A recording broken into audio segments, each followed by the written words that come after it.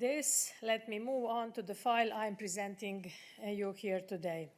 Today, the College adopted the first Green Paper on this Commission mandate and launches a wide debate and public consultation, the challenges and opportunities of Europe's aging population.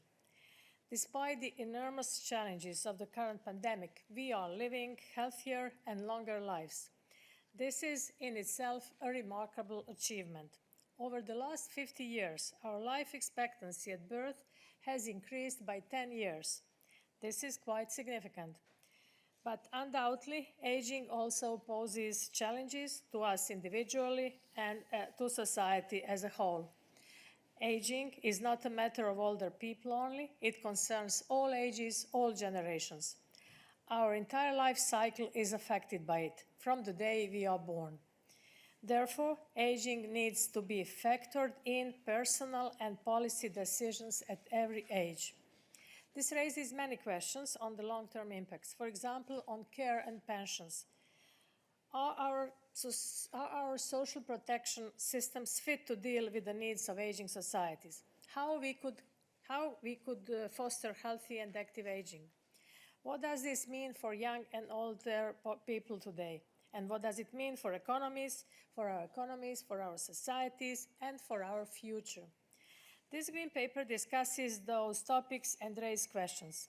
It frames the debate on aging by setting out the speed and scale of the demographic changes in our society. It also highlights the impact these developments have across our policies and the questions we need to ask ourselves in response.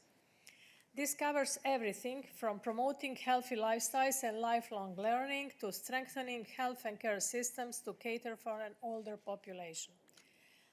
Let me illustrate this with some tangible figures. In the EU 27, we expect the number of people that may need long-term care to increase to 23.6 million in 2030 and 30.5 million in 2050. At the same time, there is a potential of 8 million job openings in the health and care sector in the next 10 years. So this Green Paper underlines the need to bring more people into the workforce and highlights the opportunities for job creation.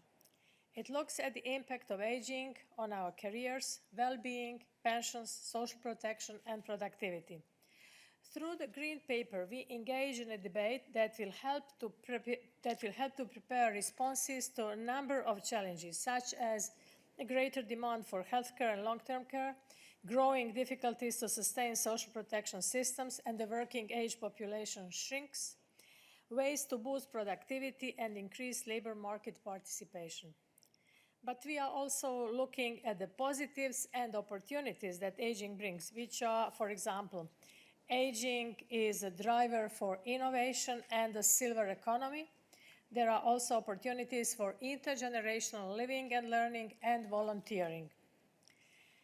Tackling these issues is essential to maintain prosperity and ensure solidarity and fairness among generations. This will also support our work toward creating stronger, equal, and cohesive societies. The importance of this has been once more highlighted by the current pandemic. During the coming 12 weeks consultation, we discuss and collect contributions on the impact of aging for citizens, whatever their age, and for society as a whole. The input from the consultation will shape our work in many different ways. It will inform our efforts in view of ongoing work. In my portfolio, there are some initiatives in preparation that will draw on this consultation. These are the long-term vision for rural areas, the strategies of the rights of the child. As I have mentioned, aging concerns all ages, and we also address children and young adults in this Green Paper. But also initiatives in other areas of our Commission work will receive input through this initiative. Beyond those already planned initiatives, this consultation will also provide input to work that is still in early stages or inspire new initiatives and new ideas. So with this Green Paper today, we launch a multidimensional debate on aging that will inform our work to come in many different areas, essentially in every aspect of our lives, our societies, and economies. It is about our cohesion as a society, how we interact and support one another across generations. Therefore, we need to engage in forward-looking policy discussions that take our demographic challenges into account and allow us to learn lessons from crises such as the current pandemic. This will also impact the role we are, as the European Union, we want to play in the world, as aging is universal. One thing is for sure, to end, we will all grow older, which is a sign of fairness in itself. Of course, unless you watch the movies where aging can also happen in reverse order. Now, I would like to conclude my intervention and have your questions. Thank you for attention.